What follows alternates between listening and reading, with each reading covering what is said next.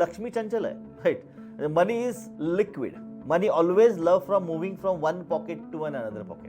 यावेळेस जर मी त्याला ब्लॉक केलं नाही तर आपल्या खिशातून तुमच्या खिशात जायला वेळ लागत नाही. एकदम सिंपल आहे. अशा वेळेस काय करायचं की सपोज नवीन 50,000 नोकरी लागली, त्यांनी ठरवायचं मी ना दर महिन्याला 20,000 बाजूला काढून टाकणार. म्हणजे मी स्वतःला सांगितलं माझा 50,000 पगार नाहीच आहे, माझा 30,000 पगार आहे. ओके.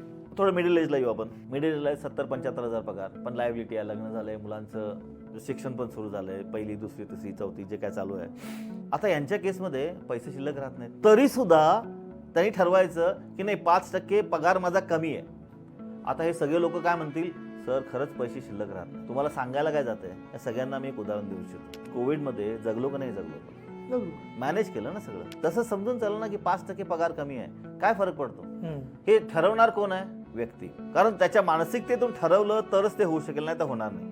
आणि सपोज एक व्यक्ती आहे की जो सक्सेसफुल आहे, त्यांनी सुद्धा दर महिन्याला स्पेसिफिकली एक अमाऊंट बाजूला काढणं खूप महत्वाचं आहे on the percentage basis. Okay. याचं काय होतं की कालांतराने we start creating a solid rock bed of income.